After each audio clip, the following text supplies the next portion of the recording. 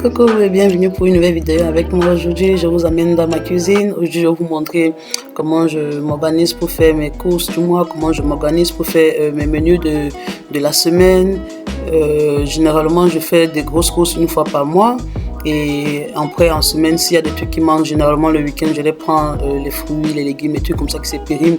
Mais ce que je peux conserver dans le temps, j'essaie de faire des grosses courses une fois par mois. Donc, la première étape, c'est toujours mon frigo. J'essaie de voir ce que j'ai encore en stock. Je vérifie les dates aussi généralement, mais bon, vu que je prends les choses, vu que je prends les produits frais une fois par semaine, généralement les dates sont bonnes, mais je vérifie quand même ce que j'ai en stock. Là, ça va permettre, n'est-ce pas, que je puisse établir un repas déjà avec ce que j'ai déjà afin de pouvoir éviter le gaspillage tout simplement. Donc là, je fais tous les compartiments, je vérifie tout ce que j'ai, je mets tout ça sur un papier par la suite et je commence par là en fait pour m'organiser. Et puis ensuite aussi, ce que je fais, c'est que je vide mes placards. Pas que je vide mes placards, j'ouvre mes placards pour voir ce qui me reste aussi en conserve, ce qui me reste en pâte. C'est pareil, je vais dans le garde à manger, je vérifie tout ce qui me reste encore. Ça permet, n'est-ce pas, de faire les courses vraiment de façon spécifique. Le but vraiment ici, c'est de pouvoir éviter tout simplement le gaspillage, quoi. Donc une fois que j'ai fait le tour de la maison, de tout ce que j'ai comme rangement, de tout ce que j'ai comme courses, la prochaine étape, n'est-ce pas, c'est de faire ma liste de repas. Généralement, j'en parle avec la famille, avec mon chéri, avec les enfants, de ce qu'on aimerait bien manger sur les semaines à venir. Et vu que là, c'est un exemple que je voulais filmer, je vous ai montré à peu près comment je procède, quoi. Vous avez vu, là, c'est divisé. J'ai tout ce qui est menu à base de riz, parce qu'on mange beaucoup de riz. D'un côté, tout ce qui est menu à base de pâtes alimentaires, tout ce qui est menu sans viande, et tout ce qui sera aussi menu par la suite, des menus typiquement africains. Donc je catégorise tout ça, vous allez comprendre pourquoi par la suite, pourquoi je fais des catégories comme ça.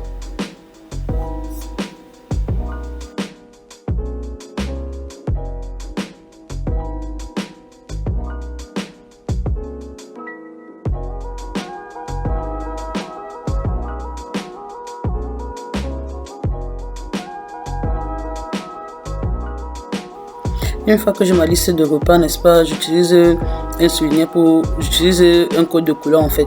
Donc chaque couleur correspond à une semaine. Ça veut dire que tous les repas de la même couleur seront sur la même fiche. Donc là, je prends ma fiche de menu de la semaine et je me note à chaque fois les repas de la même couleur. Donc en général, ce que je fais, c'est que sur une semaine, je choisis un menu à base de riz, un menu à base de pâtes, un menu sans viande, un menu africain et si je peux, un menu à base de poisson. Donc c'est un peu comme ça que je procède pour varier ma semaine tout simplement, quoi.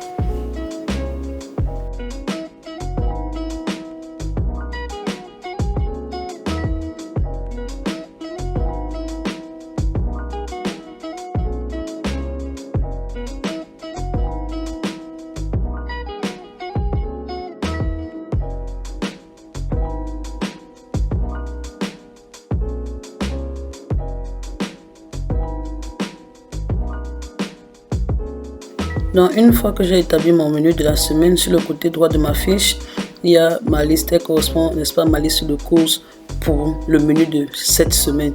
Donc ça me permet de sortir spécifiquement ce qu'il me faudra acheter pour faire le menu de la semaine précise, quoi. Malheureusement, les fiches n'ont pas été faites par moi, ce sont des fiches que j'ai trouvées sur internet que j'utilise. Si je trouve le lien, je vous mettrai ça dans la barre d'infos. Donc vous voyez là, je sors tout ce dont j'ai besoin pour faire chaque menu de la semaine, quoi. Et bien évidemment, je mets aussi de ce que j'ai déjà dans la maison. Donc là, notamment si j'ai déjà des feuilles de lasagne, je n'achèterai plus des feuilles de lasagne. Une fois que je ferai la liste définitive, je n'achèterai plus par exemple des feuilles de lasagne.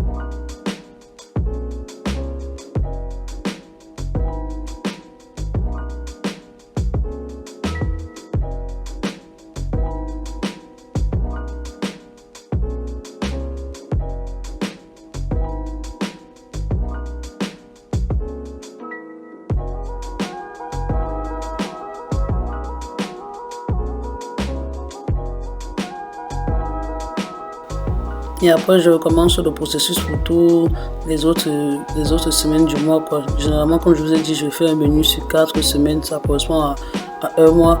Donc, je refais le même processus, le même code de couleur pour chaque semaine. Je me note à chaque fois ma liste de courses correspondantes au menu de ma semaine. Et une fois que j'aurai terminé tout ça, je passerai à la prochaine étape. Après, comme je vous dis, c'est à titre d'exemple, vous faites en fonction de vos habitudes alimentaires et de vos préférences, tout simplement.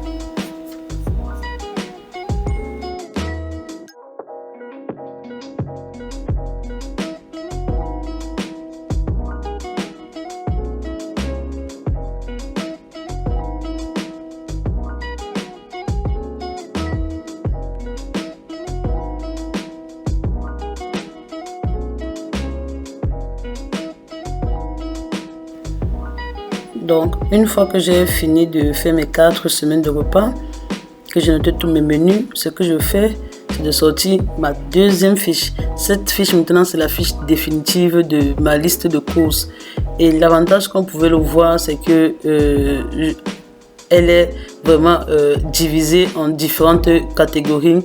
Ce qui a pour avantage, vraiment un très gros avantage, je vous promets, c'est de vous permettre aussi de faire vos courses en supermarché de façon très efficace, de vous permettre de gagner beaucoup de temps parce que c'est divisé en catégories. Ce qui nous fait perdre souvent le temps quand on est en magasin, c'est de prendre des tomates et par la suite avoir le papier hygiénique qui est noté, aller chez le papier hygiénique et se rappeler qu'il fallait prendre des oignons. Je vous assure que ce sont des trucs qui nous font perdre beaucoup de temps quand on fait les courses. Et pourtant là, si j'ai la catégorie fruits et légumes par exemple, je sais que je vais noter tout ce qui correspond à fruits et légumes dans cette catégorie. Donc une fois qu'en magasin, je me retrouve dans la zone où on vend les fruits et légumes, je prends tout ce dont j'ai besoin. Tout ce dont j'ai besoin. Et une fois que j'ai terminé, je sors de cette zone et je n'y reviendrai plus. Donc c'est un gain de temps pas possible. C'est pareil si j'ai besoin des produits frais par exemple. Je prends tout ce dont j'ai besoin dans le rayon frais. Et une fois que j'ai fini là, je n'y reviendrai plus. Donc là, comme vous pouvez le voir, ma liste est terminée. Là, ça va correspondre à ma liste du mois.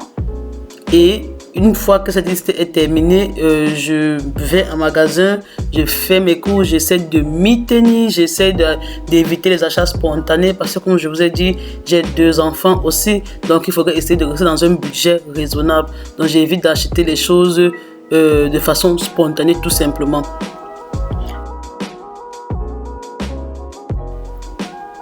Donc une fois au magasin, j'essaie comme je vous dis de m'en tenir à ma liste. C'est vrai qu'il m'arrive, n'est-ce pas, des fois de tomber sur des promotions qui en valent la peine. Généralement, ce sont les produits ménagers, les produits de lessive ou du liquide de vaisselle. Généralement, il y a des promotions très avantageuses dessus. Et là, je peux acheter et garder en stock parce que c'est des trucs qui ne périment pas, que je pourrais. Donc voilà à peu près comment je m'organise à la maison pour faire les courses, pour faire les menus. J'espère que cette vidéo vous inspirera. Dites-moi vous en commentaire comment vous faites, si vous faites les courses sur le mois, sur la semaine, ou plutôt de façon spontanée. Et merci encore d'avoir regardé. N'hésitez pas à partager. Bisous.